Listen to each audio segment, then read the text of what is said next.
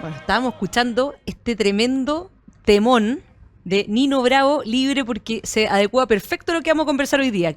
Bienvenidos, queridos auditores, a su nuevo programa de Más Sociedad. Yo había estado fuera par de semanas, me ha desaparecido, me tiene media raptada la quinta región. ¿Y por qué estábamos escuchando la canción Libre? Explícanos un poco de repente, Eduardo, por qué estábamos escuchando esta canción. ¿De qué vamos a hablar hoy día? ¿Qué tal, Connie? Muchas gracias a todos los queridos auditores de Radio Agricultura y Agricultura TV en un nuevo programa de Más Sociedad, su programa favorito de los días domingos. Y bueno, estábamos escuchando al gran Nino Bravo, que muchas veces fue el Festival de Viña, ¿cierto? Porque el tema que queremos plantear hoy día es el tema de la caída del muro de Berlín.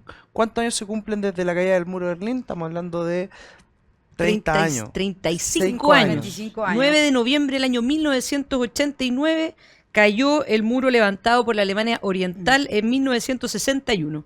Un muro que separó Berlín Oriental de Berlín Occidental, aislando a quienes vivían del lado comunista de quienes estaban en el sector occidental capitalista y democrático. Más allá de sus 155 kilómetros de cemento y alambradas, este muro se convirtió en un símbolo de la Guerra Fría y la tensa división ideológica entre los bloques liderados por Estados Unidos y la Unión Soviética. Eso es lo que estamos conmemorando, o se conmemoró hace unos días atrás, la caída del muro de Berlín, se cumplen 35 años, y estamos hablando de esto porque, además de una conmemoración, es un hito que marca, ¿verdad?, la gran diferencia que hay entre lo que es la libertad y la opresión, ¿cierto? Así es. Oye, Connie, yo creo que los auditores en este momento están muy contentos de que hayas vuelto a tu casa en este programa de Más Sociedad. Hace mucho tiempo no estábamos con equipo completo es de verdad, Más Sociedad, así que verdad. estamos muy Bueno, felices los por tiempos eso. de elecciones siempre requieren que alguno de nosotros esté dando la batalla de las ideas en otros espacios, pero hoy día estamos muy contentos de estar con equipo completo y sobre todo hablando de un tema que es tan relevante, porque como lo decía bien la Connie, muchas veces nos preguntamos qué influencia tiene, ¿cierto?, los elementos que o los hechos históricos que ocurren en otros países, como por ejemplo el otro día estuvimos analizando también las elecciones de Estados Unidos, y la verdad es que tienen implicancias especialmente porque la historia es cíclica, la historia enseña, las cosas que pasan en otros países pueden replicarse en nuestra propia patria, así que ya vamos a estar analizando lo que conlleva esto que se dio en Berlín, ¿cierto?, y en la Alemania hace 35 años, pero que fue un símbolo de la caída de varios regímenes comunistas en Europa en general. Así que, bueno, eso se replicó después en Chile, así que vamos a estar analizando todas esas aristas en este programa. Efectivamente, fíjate que yo estudié en un colegio alemán y me tocó estuve de intercambio, me tocó estar evidentemente en Berlín, sin muro, evidentemente sin muro. Hace unos añitos nomás. Hace unos añitos nomás. Y es bien impresionante porque en la práctica, si hay algo que tiene Alemania es que busca conservar bastante de lo que es la historia. Y tú ves, está mostrado por unos adoquines rojos, donde estaba antiguamente el muro y cómo se separaba desde lo que significa la puerta de Brandenburgo, ¿cierto?, que es donde estaba el símbolo ahí de la separación entre el Berlín oriental de Berlín occidental. Como son los alemanes, conmemoraban y veías cerca al Parlamento alemán una serie de cruces que mostraban o representaban a aquellas personas que murieron tratando de cruzar el muro. Incluso personas que murieron en el año 89. Chris Jeffrey fue el último que trató de cruzar el muro en febrero del año 89, el muro cayó en noviembre del año 89 y lo mataron de 2 balazos, uno de ellos en el corazón, un joven de menos de 30 años que buscó pasar del lado oriental, el lado comunista, al lado occidental, precisamente para poder tener más libertad, precisamente por la opresión que esto significaba, y en realidad no ha pasado tanto tiempo como para poder decir cómo es posible una cuestión tan loca, ¿cierto? Claro. De tener que crear un muro, literalmente un muro lleno de alambres con guardias para evitar que las personas se arrancaran del comunismo a la libertad. Es una cosa realmente es impresionante. De repente uno dice, bueno, estamos hablando de ciertos hechos históricos, y existe una historia, primero una historia reciente, y segundo, tanto que se habla por parte del Frente Amplio, el Partido Comunista, de lo que es la igualdad, el socialismo, viva el socialismo. Oye, el muro no estaba puesto para que los capitalistas no pudieran entrar al lado comunista, estaba puesto para que las personas que vivían en el lado comunista no se arrancaran. Qué Claro. brutal. Oye, y precisamente esto de la historia de la gente que trataba de cruzar el muro para llegar al otro lado es lo que inspira la canción de Nino Bravo, Claro. Libre. De hecho, está dedicada a Fer Fletcher, según lo que puedo estar viendo acá por internet. Y él, bueno, canta esta canción además en Chile en el Festival de Viña del año 1974. Un año después de que Chile también estuvo en una encrucijada entre estos de los caminos hacia el totalitarismo y los caminos que buscaban más bien respetar la libertad. Entonces, ese momento emblemático, y por eso quisimos partir el programa con la canción, porque es un momento muy emblemático de la historia de Chile. Y yo creo que a nosotros tres nos cuesta mucho entender esta lógica de un muro que dividía un país. Bueno, Porque de hecho una ciudad, ni Una- siquiera solamente un país, sino que derechamente una que ciudad un- la partía en dos. nos cuesta mucho entender esa lógica porque los tres acá no nacimos en el contexto de la Guerra Fría. Y pensar el mundo en la lógica de la Guerra Fría tiene que haber sido algo completamente distinto y que generaba estas lógicas, ¿no? De la Unión Soviética versus el bloque occidental, del capitalismo versus el comunismo. Y eso fue la tónica del mundo después de la Segunda Guerra Mundial en adelante, hasta que cae este muro. O sea, fue una pugna constante por el dominio de la economía, el dominio de Occidente, etcétera, y que hoy día quienes crecimos en democracia, en los regímenes occidentales, quizás no pensamos y no vemos hacia atrás lo que significó y cómo la lógica de la Guerra Fría permeaba todo, o sea, permeó acá en Chile, permeó en el resto de los países de Latinoamérica, permeó la relación que podemos haber tenido nosotros con Oriente, ¿no? Y eso yo creo que es bastante interesante pensar o estudiar y ver hacia atrás cuáles fueron los motivos de esta división, de esta cortina de hierro, como decían algunos, que se impuso y que hoy día afortunadamente no está. Sí. Y eso yo creo que ha sido uno de los grandes avances de, de Occidente, a ver que haya caído el muro. Tanto así que algunos historiadores como Francis Fukuyama dicen que después de que cae el muro el fin de la historia. O sea, esto se acabó, el capitalismo ganó la guerra, digamos, frente al comunismo, y el comunismo desapareció. O sea, esa era como la tesis de Francis Fukuyama, pero la verdad es que todavía nosotros vemos, si bien no con muros, pero quizás con otros sistemas coercitivos, Claro. gente que no puede salir de Cuba, que no puede salir de Venezuela, porque hay regímenes que todavía siguen creyendo que estas ideas del comunismo siguen siendo funcionales en el siglo XXI. Bueno, efectivamente, yo creo que esa es la gran discusión. Y lo decía muy bien, lo decías muy bien tú, Eduardo, y también la Connie cuando hace la clara señalización de que no estamos hablando de que efectivamente los comunistas no querían que otras personas entraran, ¿cierto?, a Alemania Oriental, sino que por el contrario, ellos buscaban efectivamente que las personas no escaparan de esta parte de la ciudad.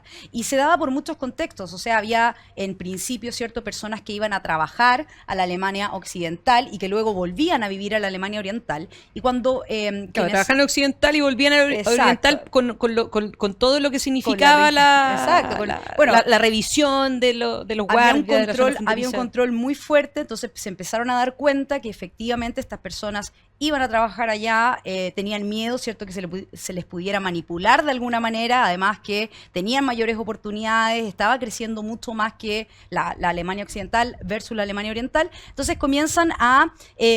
sesgar esta idea de que podrían levantar un pequeño cerco. En principio era un cerco de alambrada, ¿cierto? Y luego se terminó construyendo en un gran muro que cada vez avanzaba en kilómetros y también en grosor. Y por lo mismo terminó siendo el símbolo de lo que dividía, ¿cierto?, en esta denominada Guerra Fría. Recordemos que esto sucede al término ya de la Segunda Guerra Mundial. Años después se empieza a hablar de este periodo de la Guerra Fría en donde se discutía entre dos, o se disputaba, ¿cierto?, entre dos ideologías, entre el camino del capitalismo y el comunismo. Y si bien allá tuvo consecuencias más bien de una discusión que se vio palmo a palmo en ámbito material, después vimos cómo avanzó a otros países, y no solo en Chile, en los años 66 más o menos, y que luego se alargó hasta los 70 y tantos, pero vimos esta discusión en donde se discutía, digamos, cuál era el mejor camino para Chile, ¿cierto? Avanzar abrazado al socialismo o al comunismo o avanzar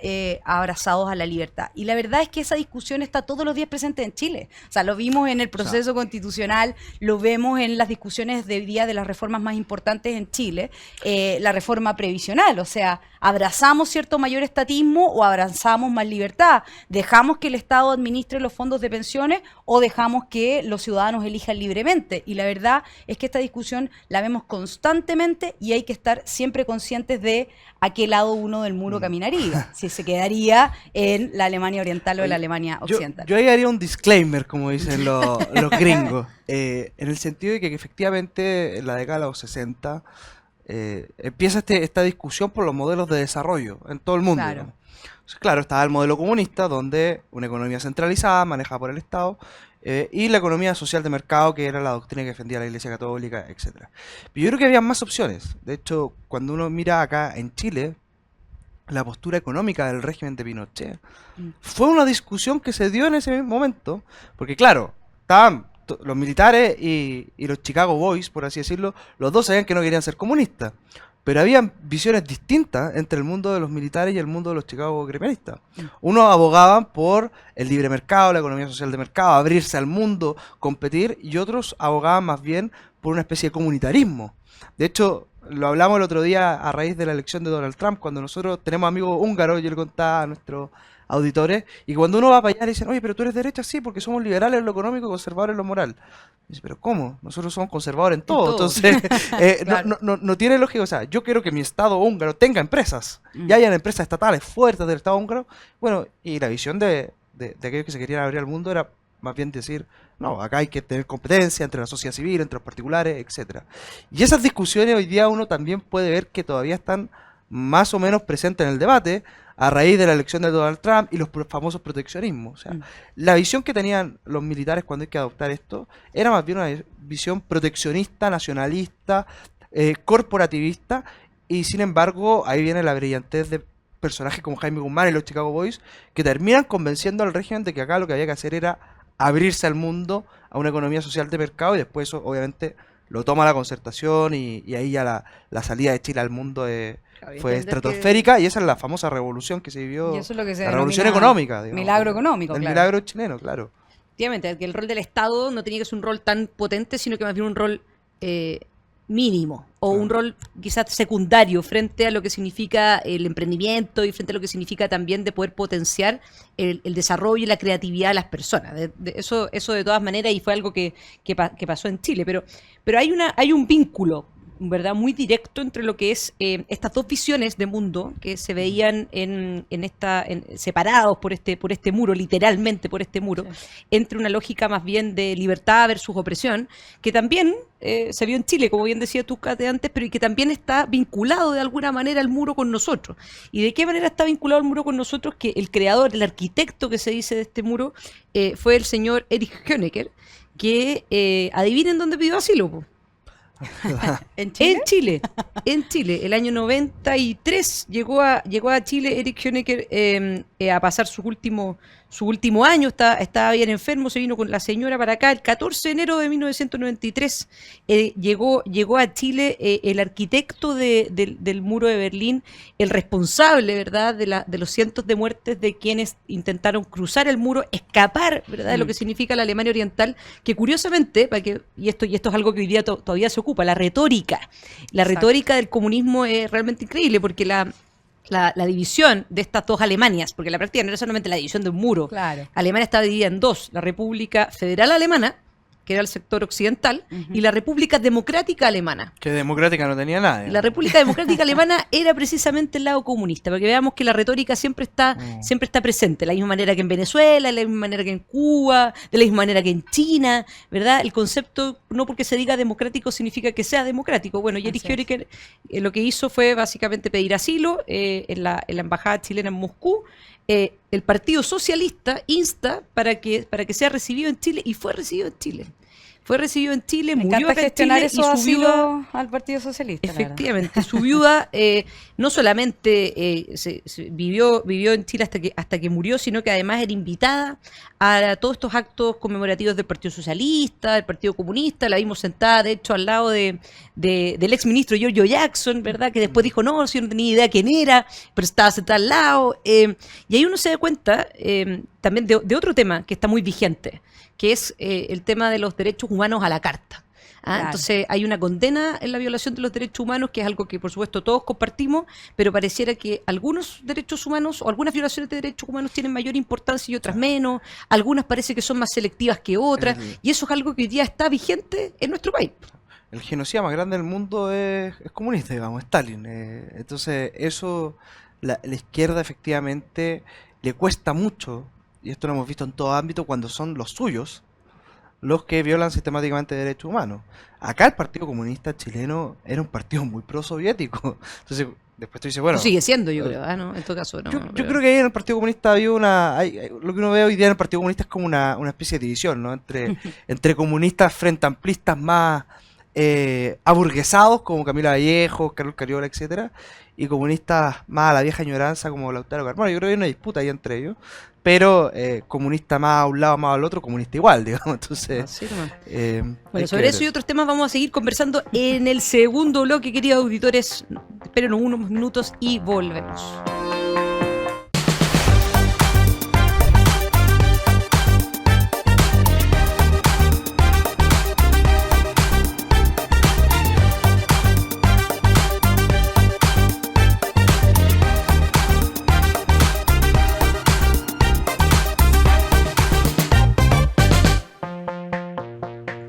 Y estamos de vuelta en su programa Más Sociedad, queridos auditores, con panel completo. Acá estamos con Eduardo Cretón, Catherine Montalegre, ex convencionales constituyentes, todos aquí abogados, conversando del tema, de un tema que quizás pasó más desapercibido. Tenía una cantidad de incendios, por así decirlo, literales algunos, incendios políticos en otros durante esta semana en nuestro país, pero que tiene que ver con la conmemoración de los 35 años de la caída del muro de Berlín, que si bien es algo que pasó hace 35 años, sigue teniendo repercusiones hasta el día de hoy, porque todavía vemos personas que defienden procesos o mejor dicho ideas en las cuales se enmarcaba, ¿verdad?, esta República Oriental Alemana. Pero antes de seguir conversando, tenemos que saludar a quienes hacen posible nuestro programa. Llega a Chile Prudential AGF en alianza con AFP Habitat, para que ahora tengas más alternativas de ahorro voluntario para tu pensión con Prudential AGF. Conoce más de esta alianza en prudentialagf.cl. Y estábamos conversando, bueno, del tema muro de Berlín, ¿verdad? La Cate siempre se ríe cuando doy la mención. Pasaron muchas veces, fue el mismo demasiado. año el plebiscito en Chile. ¿Ah? Fue el mismo año el plebiscito en Chile. Efectivamente, bueno, dar quizás algunos datos. A ver, el muro de Berlín comenzó a construirse el año 61 bajo la dirección del gobierno comunista de la República Democrática Alemana. En un inicio, como bien decía la Cate, se trataba de una simple alambrada. En apenas días se transformó en una barrera de hormigón armado, la llamada Operación Rosa. ¿Por qué se construyó el muro? Se construyó como una respuesta directa a la crisis migratoria que enfrentaba la República Democrática Alemana. No porque llegara gente, Claro. sino que por los cientos miles de alemanes orientales que huían hacia Berlín Occidental buscando mejores condiciones de vida y libertades políticas. ¿Y qué fue lo que pasó? De un momento a otro, la construcción del muro afectó la vida de los habitantes de Berlín, familias y amigos sufrieron una separación forzada, y el flujo, además de bienes y servicios entre el oriente y el occidente, quedó prácticamente paralizado de un día para otro. ¿Y qué fue lo que pasó? El año 89, y esto quizás es una cosa muy, muy emotiva, ¿verdad?, lo que fue la caída del muro propiamente tal. Una serie de protestas estallaron en Berlín Oriental y otras ciudades de la República Democrática Alemana, y los manifestantes exigían reformas democráticas y la apertura de fronteras. Y gracias a ese movimiento ciudadano y el hecho que también prácticamente el régimen, ¿verdad?, de la República Democrática Alemana había caído por su propio peso, terminó físicamente cayendo después con el muro, y fueron los propios ciudadanos, la propia sociedad civil, la que terminó votando el muro ese 9 de noviembre del año 1989. Así es. ¿Qué año?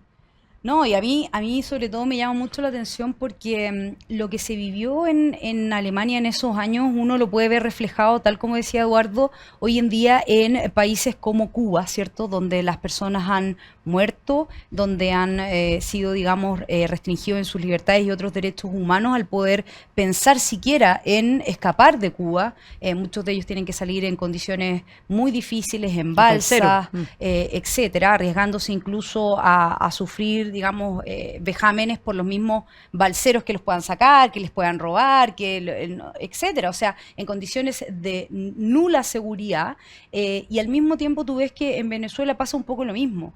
Se persigue a los adversarios, se les impide muchas veces salir del país, se controla a quienes entran y quienes no. Recordemos que para las elecciones no se dejó, ¿cierto?, a algunos parlamentarios y algunos miembros o líderes chilenos el poder ingresar a Venezuela para ver la elección o incluso asistir a los locales de votación, etcétera. Entonces la verdad es que uno ve que esto se ve reflejando hoy día en diferentes países. Y hace unos días yo estuve conversando con un grupo de secundario y me preguntaban un poco de dónde sacábamos nosotros este ímpetu o valentía de repente defender las ideas cuando vemos cuántos jóvenes a nuestra edad o incluso cuando éramos un poco más jóvenes en la universidad o en el Gracias colegio. por lo de nuestra edad. La Cate, yo soy nuestra mucho edad, más vieja, pero nuestra está muy bien. Pero gracias No, por eso igual. en esta generación somos millennials nosotros, así que somos jóvenes.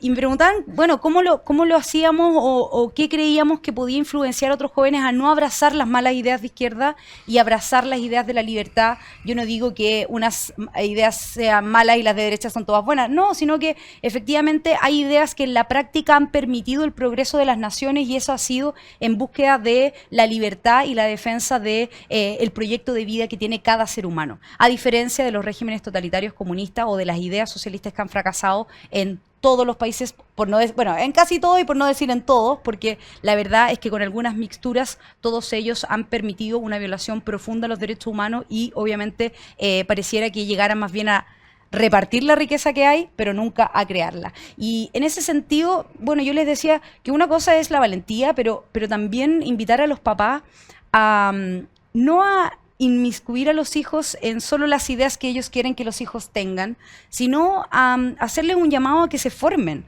O sea, los jóvenes hoy día leen muy poco de las ideologías a las que adhieren. Normalmente agarran el folleto que les da el partido, lo leen, se lo estudian y salen a dejarla grande. Lo hemos visto en el último tiempo en el INBA como jóvenes tan chicos, o sea, secundarios, creando nuevas bombas Molotov, nuevas instancias para poder terminar quemando a los carabineros, que terminan en un grave accidente. Pero ese tipo de cosas, cuando tú ves el adoctrinamiento, la ideologización contra las nuevas generaciones, la verdad es que me hace no solo pensar en la realidad que estamos viviendo, no solo en nuestro país, sino también en otros países, sino también en cómo se adoctrina a los jóvenes para adherir a estas ideas que le han hecho tan mal a muchas naciones y a nuestro país vemos también las consecuencias. Entonces, ideal es que los jóvenes se puedan formar, que conozcan estos argumentos, estas ideas y que vean cuáles han sido sus consecuencias, porque yo creo que el muro de Berlín, la caída del muro de Berlín, probablemente ha sido el símbolo que ha permitido mayores conversos en la historia del mundo. Sí, o sea, sí. ¿cuántas personas después de vivir lo que pasó? Muchos chilenos tuvo relación directa en esta época en Alemania. así O sea, es. es cosa de leer un poco a Roberto Ampuero y uno se da cuenta de las dinámicas diarias de lo que Mauricio significaba Rojas, los conversos, sí. los conversos, estar en Diálogo al- de converso. estar al otro Sí. lado del muro, digamos. Son bien interesantes esas conversaciones. Y otros que no se convirtieron, como por ejemplo la expresidente Michelle Bachelet. Digamos. Claro. Y su madre, ¿no? Que encontraba que era una tragedia el hecho que... Ahora, que se cayó en el yo muro. creo que el año 89 fue un año bien interesante. O sea, en Chile vivimos el plebiscito, la caída del muro de Berlín, pero el colapso de la Unión Soviética es total en el 89, porque no solamente el muro de Berlín, de hecho, poquitos días después, el 17 de noviembre, comienza en Checoslovaquia la revolución de terciopelo, encabezada por Václav Havel, Sí. lo que significa que en Checoslovaquia también cae el comunismo, y así con otros estados más. Entonces la caída es total del comunismo en esa fecha, no solamente por el muro de Berlín, sino que por los otros países como República Checa y estos movimientos ciudadanos, como decía la Connie, que se formaron en todas partes. La revolución de Checoslovaquia, que le dicen la revolución de terciopelo, donde no tuvo ni una bala, todo lo contrario al estallido social, digamos, donde había se quemaban las cosas, bueno, la revolución de terciopelo fue precisamente lo contrario, de ahí su nombre, y eso yo creo que marca un momento en la historia muy particular, porque yo creo que es el fin de la Guerra Fría. Y acá me voy a ir de tesis, pero de tesis así, de tesis Me voy a completa. arriesgar. Me tiro un carril, digamos, pero cuando tú miras o estudias historia siempre se habla de el largo siglo XIX. Porque dicen que el siglo XIX en realidad parte con la Revolución Francesa, que fue en 1789. Y de ahí viene todo este proceso revolucionario, digamos, que ya venía anteriormente con la Revolución Americana, pero que continúa y comenzamos a conocer los estados modernos, como hoy día los conocemos. Bueno, después viene el siglo XX, que está muy marcado por las dos guerras mundiales y probablemente o sea, totalmente por la Guerra Fría, que era esta disputa constante entre comunismo y capitalismo. Y en el 89 cae el muro, está la revolución en Checoslovaquia, etcétera, se comienza a desintegrar La Unión la Soviética. Unión Soviética y por lo tanto yo me atrevo a decir, y esta es mi tesis, mi carril, digamos, que el siglo XXI en realidad parte el año 89, porque ahí es cuando ya la globalización se instala en todo el mundo. Pues cuando uno piensa por qué caen los regímenes comunistas, no solamente es porque su modelo económico era deficiente y había una notorias diferencias de uno al otro lado del muro, y que de hecho hasta el día de hoy cuando uno va a Berlín esas diferencias son notorias, sino que también porque el mundo avanzaba hacia una revolución tecnológica globalizante completamente. Y donde ya no era sostenible esto del control de los medios, ni del control de la información, que era algo muy brutal. La gente ya se podía formar sus opiniones propias, y yo creo que por eso la globalización, o la revolución globalizante, como uno lo quiera llamar, tiene una época bien importante ahí en el año 89, porque ya caen los medios únicos, comienza a caer todo, y ya después vienen, bueno, el internet, las redes sociales, la televisión masiva, etcétera, y eso ya hace muy difícil que hoy día tengamos el régimen que pretendan controlarlo todo. Aún así, creo que bajo esa premisa de que hoy día la información es mucho más fluida y que la información en el fondo es poder, es libertad para los ciudadanos, me preocupa mucho que este año, 2024, se hayan robado una elección en un país como Venezuela y nadie diga nada. O sea, lo vimos en vivo. Así es. Producto de lo rápido que está hoy día la información, las redes sociales, etcétera.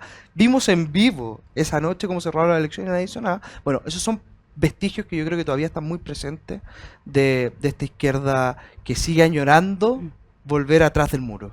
Efectivamente.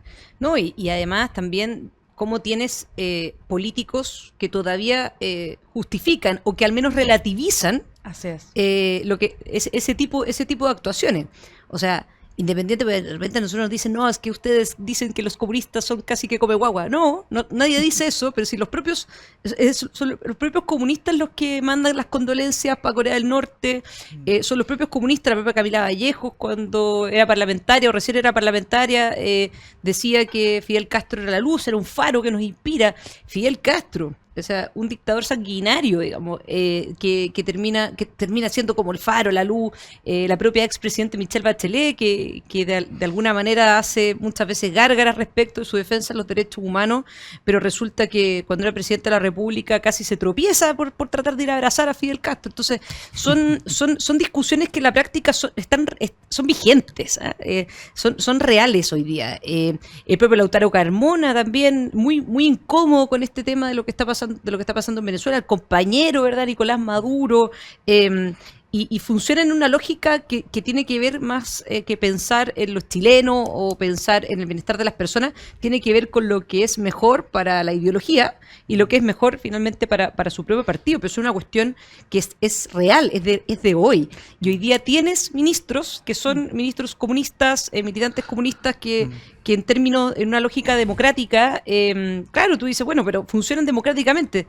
Sí, pero no creen en el fondo de la democracia. La utilizan. La utilizan como un instrumental, medio, digamos, ¿no? Es es instrumental. Y eso se le sale por los poros en el Sí. momento de los que hubo. Entonces uno no tiene que olvidarse de eso. Muchas veces de repente hay una ingenuidad muy, muy brutal en ese sentido y que la verdad es de que creo que hoy día ya no es justificable. Ahora, es interesante ver también qué pasó con los propios comunistas después de la caída del muro de Berlín. Porque claro, el Partido Comunista sigue acá en Chile y vemos muchos que yo me imagino que en sus casas incluso cantan el himno de la URSS de repente en su asado, no me cae ninguna duda, digamos. Pero es interesante ver qué pasa con los comunistas, porque comunistas, digamos, O sea, régimen. claro ejemplo es China. Pero es precisamente lo que Rusia, ¿no? es que uno ni de siquiera los- los rusos ni los comunistas, o sea, los comunistas chinos, digamos, son comunistas a rajatabla, porque en el fondo se vieron tan superados por la realidad de los hechos, Mm. que en el fondo lo que tuvieron que hacer es ser comunistas, pero capitalista. pero capitalista, Sí, es a una lo contradicción chino. Sí. pero absoluta. Y lo que uno ve en el partido chino, en el Partido Comunista Chino, bueno, tú estuviste allá hace poco, Kate, es una contradicción vital, porque es un partido que centraliza todo, pero que al mismo tiempo eh, funciona con lógicas muy capitalistas. Entonces la gran pregunta es, ¿cuánto más también va a sostenerse eso? Porque eh, en algún momento, cuando estas sociedades se vuelven capitalistas, también la gente tiene mayores niveles de información, quiere tener mayores libertades. Cada cierto tiempo vemos algún ruido de sables por ahí por allá en China, sobre todo Sí, en se habla Hong mucho, Kong, se habla digamos. mucho de que China, por ejemplo, sigue muchas lógicas capitalistas hoy día porque efectivamente se está abriendo los mercados, está generando una mayor participación, ¿cierto?, de las economías a nivel internacional y no solo interna, pero la verdad es que dista mucho de lo que encontramos en un capitalismo estadounidense, o sea, o en un capitalismo o en una economía social de mercado chilena, porque la verdad es que no se respetan los derechos más elementales de los trabajadores, no existen las condiciones laborales ni las condiciones, digamos, de libertad y digamos, de defensa de los derechos humanos en este país. Y la verdad es que a mí, que a propósito de lo que tú me decías, que hace poquito estuve ahí, es brutal, o sea, es brutal el adoctrinamiento de las personas respecto del régimen comunista. Es brutal. O sea, tienen unos museos gigantescos a los que les encanta ir a los chilenitos del Partido Comunista de Chile, que adoran a March y que se sacan la fotito con la estatua y que cantan la canción del Partido Comunista. Entonces, la verdad es que es brutal cuando tú después ves que estas personas son las que te gobiernan. O sea, hace poquito veíamos a la ministra Jara, creo que es una declaración de hoy día o de ayer, que decía lo siguiente: cuando las personas en Chile han elegido, el resultado ha sido más negativo respecto de la reforma de pensiones. O sea, lo que nos está notificando la ministra Clarito, Jara pues, clarito. es que ella no cree en la libertad, no cree que usted pueda administrar su fondo, o elegir sobre la administración de los ahorros de sus fondos de pensiones. Lo mismo veíamos con otra ministra comunista, la ministra Vallejo, cuando decía, bueno, es que las fake news, la desinformación, tenemos que crear una comisión contra la desinformación. O sea, ¿qué es lo que nos están diciendo? No creen en la libertad, no creen en la libertad de expresión, no creen en la libertad para elegir quién puede administrar nuestros ahorros previsionales, no creen en la propiedad. Lo que ellos quieren hacer es controlarlo todo. Y la verdad es que creo que hay que dejar de ser ingenuo con eso, y lo decías muy bien tú, Connie, porque tratan con una retórica, ¿cierto?, envolver lo que realmente quieren plantear, pero de vez en cuando nos dejan notificados de lo que realmente creen. Y en eso tenemos que ser muy astutos, porque son esas mismas malas ideas que ellos adhieren, con las que sueñan, con las que en verdad tienen casi que una epifanía de lo que quieren y lo que buscan para Chile. Pero la verdad es que después tú ves que cuando lo tratan de plasmar en la práctica, terminan haciendo todo lo posible, hasta creando un muro para evitar que las personas se vayan, o los casos que vemos en Venezuela, en Cuba, etcétera, para seguir manteniendo esta y falsa imagen de que supuestamente sus ideas son las que le hacen mejor a las personas. Lo cierto es que en la práctica y cuando se da la realidad, vemos que las personas que buscan la igualdad, porque al final las personas, ¿por qué compran este discurso de ser más iguales, todos tener las mismas condiciones, que el Estado sabe repartir mejor la torta? Lo que buscan es decirle a las personas, oye, ¿quieres que seamos todos más iguales? ¿Que todos tengamos lo mismo? Bueno, entonces dame tu libertad, entrégame ese poder a mí, yo lo voy a administrar. El problema es que la historia nos demuestra que estas personas finalmente terminan vendiendo su sueño, entregándole el poder al Estado, y terminan siendo menos iguales y sin libertad. O sea, al final es una mentira que le cuentan a las personas y que termina finalmente peor de lo que estaban anteriormente. Ahora- Y con las pensiones, solo para terminar la idea, que con las pensiones me pasa lo mismo. Que esta idea de, no, es que queremos mejores pensiones. Sí, sí, todos queremos mejores pensiones. Pero ojo, que puedes terminar sin pensión, o por lo menos que esa pensión sea administrada por el Estado y no por ti. Ahora, yo creo que lo que nosotros estábamos analizando recién es interesante, de que ni los comunistas hoy día adoptan el modelo económico comunista, los chinos y los Claro. rusos, digamos, porque fracasó en todas partes, porque no funciona, porque ha sido un desastre donde se ha tratado de aplicar. Pero hay otra cosa más que también después de la caída del muro le empieza a pasar a los comunistas a nivel mundial, que tiene que ver con que caído el muro, caído el modelo económico, el otro gran pilar en el que sostiene la ideología comunista es en la lucha de clases.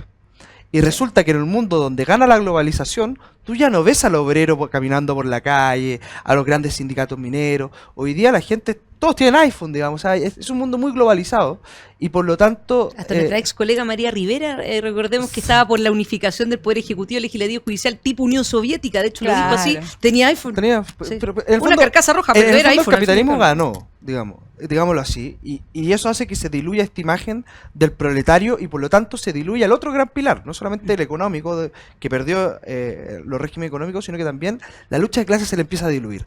Y ahí cambia la estrategia de la izquierda a nivel mundial y empiezan a buscar nuevos referentes. Entonces ya no es tanto la lucha de clases al estilo soviética y al estilo de la unidad popular que vimos en Chile, sino que ¿a dónde se van ahora? Se van a las minorías.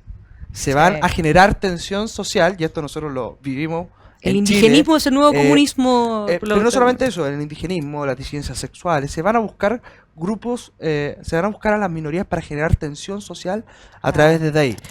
Y eso es lo que hemos visto en el último tiempo por parte de la izquierda, que es utilizar muchas veces esos grupos para generar tensión social, para generar un discurso que le permita tener una especie de nueva clase, de nueva lucha de clases, perdón.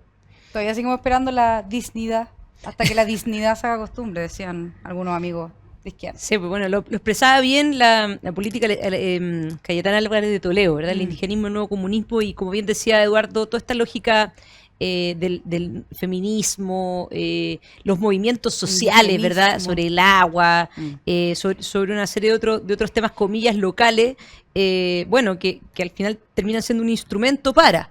¿ya? Termina siendo un instrumento para. Si esto también no tiene que ver con una cuestión de persecución, sino que tiene que ver con hechos. El Partido Comunista el año 2006 en su congreso se planteaba o se trazaba varios objetivos, y todos estos objetivos tenían que ver con un Estado plurinacional.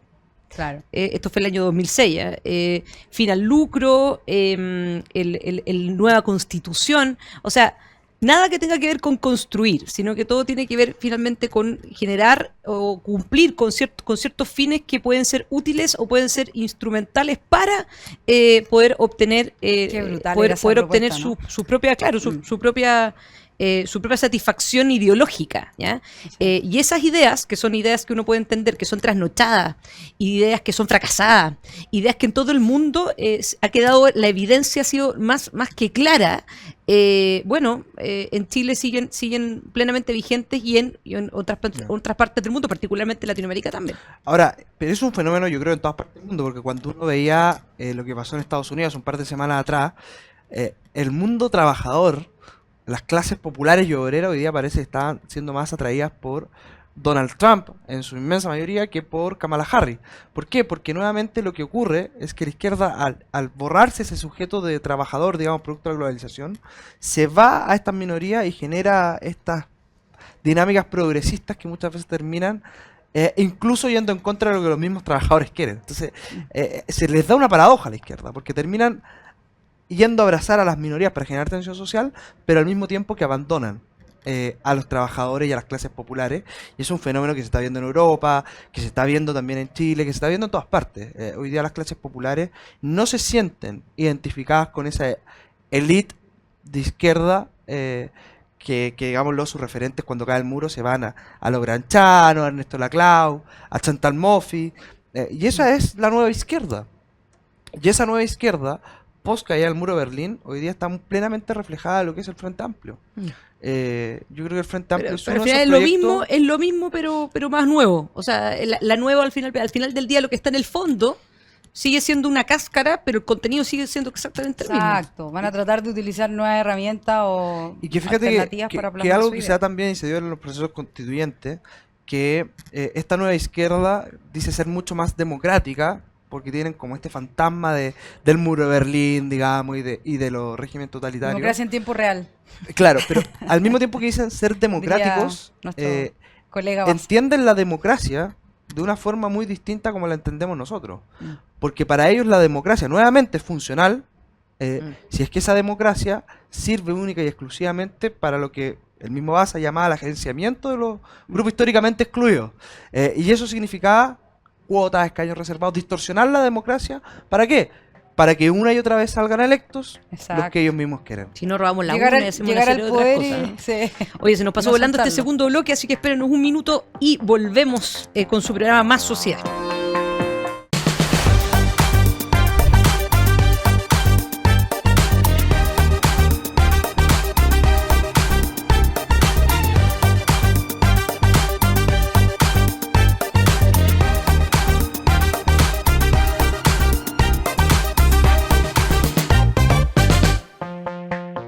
Y estamos de vuelta en el último bloque de su programa Más Sociedad, hoy día conversando sobre un tema muy interesante que, como decíamos anteriormente, pasó semi desapercibido, pero que es bien relevante, que son los 35 años de la caída del muro de Berlín y también la vigencia de ciertas ideas que podemos encontrar tanto en nuestro país como en otras partes.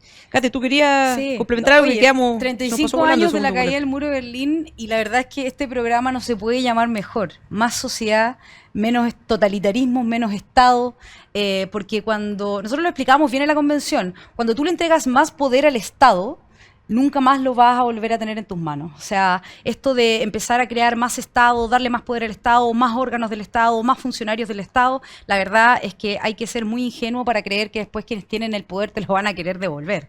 Y cuando tú analizas la historia del constitucionalismo, ¿cierto? Y cómo se consagra en la Constitución derechos fundamentales, en esto la profe Juve también nos puede orientar un poco más, la verdad es que tú vas viendo que las constituciones nacen, ¿cierto?, para resguardar efectivamente los derechos fundamentales, pero también para poner límites al poder. Y efectivamente cuando se utilizan esas herramientas, como se intentó en la Convención Constitucional, de instaurar, ¿cierto?, un sistema estatal que parecía que no tenía mayores contrapesos institucionales y lo que buscaba, obviamente, y lo decía muy bien Eduardo también, es entrar en una lógica en donde pareciera que hacen todo lo posible para tergiversar la democracia con tal de luego utilizar la democracia para llegar al poder y después no soltarla, entonces no soltar el poder. Y eso es muy grave y creo que es relevante porque ha causado, y lo volvemos a reiterar, tantos estragos en tantas naciones y una de ellas fue Alemania y la verdad es que yo me acordaba de lo que tú decías, Connie, con respecto de los comunistas que le dicen come guagua.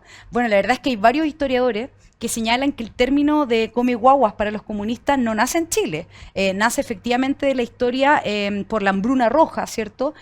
Por el régimen de la URSS, que señalan, ¿cierto?, algunos historiadores que los comunistas, como generaron esta hambruna total, ¿cierto?, con muchas muertes y violación a los derechos humanos, se hizo una práctica en los sectores más rurales, el canibalismo, y que se comían efectivamente a los recién nacidos para poder sobrevivir. Entonces, cuando uno les dice a los comunistas come guagua, lo cierto es que se está refiriendo a, digamos, historias muy dolorosas que no causan risa, digamos, sino que historias muy dolorosas en la historia de cómo el comunismo ha causado tanto daño en la vida de las personas, en los derechos humanos de las personas. Así que solo quería dar ese dato freca para que quedara también como antecedente. Oye, yo otro punto que quería plantear, y en esta lógica de cómo la izquierda se tuvo que reestructurar a nivel mundial después de la caída del muro de Berlín, es que estaba viendo qué otros autores más, digo yo, ya Laclau, Moffin, Foucault, bueno, y todos estos postmodernos y toda esta gente que habla de la izquierda post-muro de Berlín, digamos. Hay una que a mí me llama mucho la atención, que se llama Manuela Mazzucato, y que de hecho estuvo en Chile, y que es la gran referente del presidente Boric. De hecho... Economista, ¿verdad? Economista, o pseudoeconomista, digo. Y el otro día yo veía una entrevista del presidente Boric, que le hace Tomás Mochati, y le decía, bueno, una entrevista de economía, no la chuntó ni una, digamos, pero ¿cuánto pretende que vamos a...? Igual, está más difícil que el No extranjero. tengo la cifra exacta. Pero le preguntan, ¿cuánto estima que vamos a crecer? Al principio se niega a dar una frase, pero dice, bueno, ya, yo creo que un 3,5. 3,5, cifra completamente osada para lo que está creciendo Chile. El mes fue el 0,2 de IMASEC, digamos, pero bueno, dice 3,5. Pero como dice el presidente, pero nosotros lo vamos a hacer desde otro modelo de desarrollo. Y uno dice, bueno, ¿cuál es ese otro modelo de desarrollo? Es precisamente Manuela Mazzucato. ¿Cuál es la idea de Manuela Mazzucato? Resumiendo así en grandes términos, es el Estado emprendedor. Como ya el Estado no puede centralizar la economía, digamos, como ya no puede haber una economía dirigida desde el Estado hacia abajo, porque cayó el muro y porque eso fracasó en todas partes, ellos dicen, bueno, el Estado tiene que ser emprendedor. Y en el fondo, ¿qué es lo que busca con el Estado emprendedor? Es que el Estado cada vez vaya asumiendo más responsabilidades que hace la sociedad civil. Y uno dice, bueno, esto quizás de repente está en la nube, es súper intelectual y todo lo que uno quiera, pero esto se plasma en cosas muy concretas. Recuerden la empresa nacional de gas que hicieron estos tipos. Y fue un desastre. El gas rosado. El gas rosado más caro en la historia del país. Entonces, ahí uno se da El balón cuenta... de gas con una inflación del porcel Claro. del balón de gas. Y ahí es donde uno se da cuenta que estas cosas sí tienen aplicación práctica. Y pagado por todos nosotros. ¿Dónde ¿no? se ve, por ejemplo, el Estado emprendedor? También en materia de pensiones, cuando tú quieres que las pensiones sean solo únicas y exclusivamente administradas por el Estado. Cuando se habla de la famosa idea de una AFP estatal. Cuando el litio se niegan a concesionarlo a los privados para que avancemos rápido en esto. Bueno, ahí Oye, se ve. y TVN a puertas de la quiebra TVN y Codelco con pérdidas de 500 millones de pesos en el 2023. O sea, tú decís, Bueno, esto es insostenible. ese tipo de cosas, Mm. si bien ahora no hay gente que se atreva a decir, o muy poca gente se atreve a decir, la economía tiene que estar centralizada a través del Estado.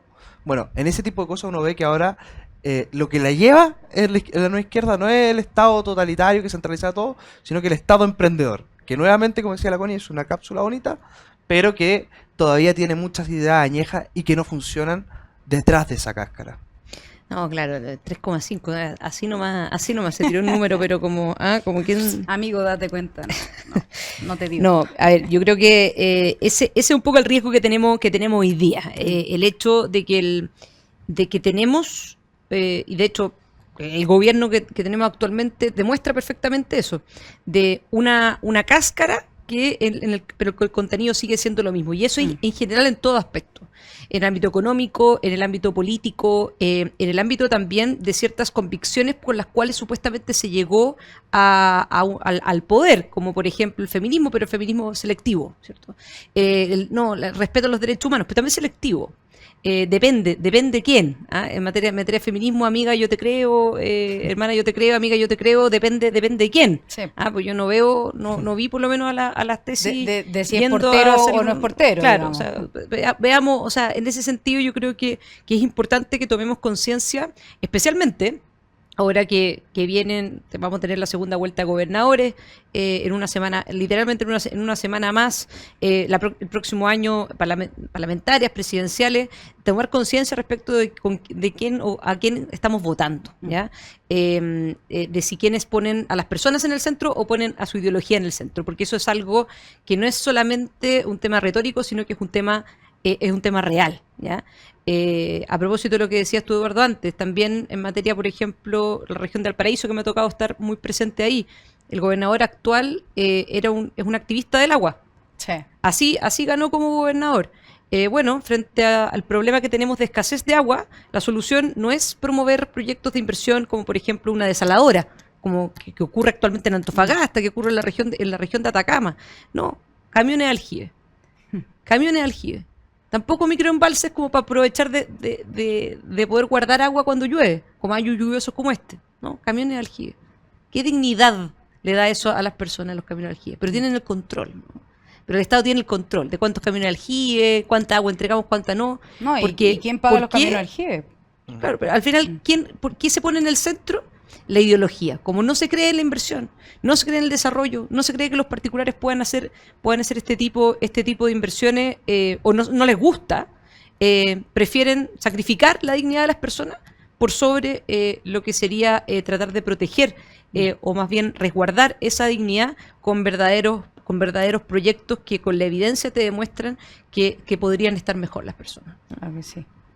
Tenemos 3 minutos, tenemos Oh. 1 minuto para el última parte del bloque, espacio por de acá la se noche. va a proyectar la hora de la verdad. Catherine Montalegre. Oye, súper cortito, pero qué interesante este tema. O sea, lo primero a señalar es que a 35 años de la caída del muro de Berlín, el muro no cayó solo.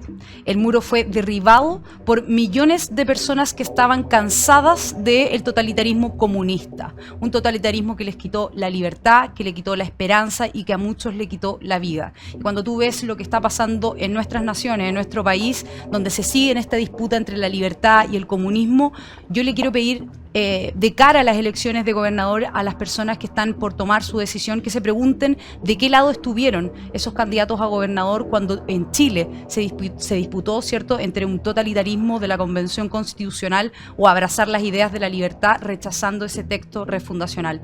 La verdad es que uno siempre tiene que preguntarse de qué lado del muro caminaría hoy, hacia una Alemania oriental que realmente vulneró los derechos de las personas y que ponía muros para que las personas no escaparan, o de una Alemania occidental que abrazó la libertad y generó progreso para las personas. Yo por lo menos me quedaría del lado de la libertad. Muy bien. Eduardo. Yo creo que al socialismo y al comunismo hay que juzgarlo por sus resultados. Y en todos los países del mundo donde se han instaurado este tipo de régimen, han terminado poniendo muros o la gente ha tenido que irse a esos países.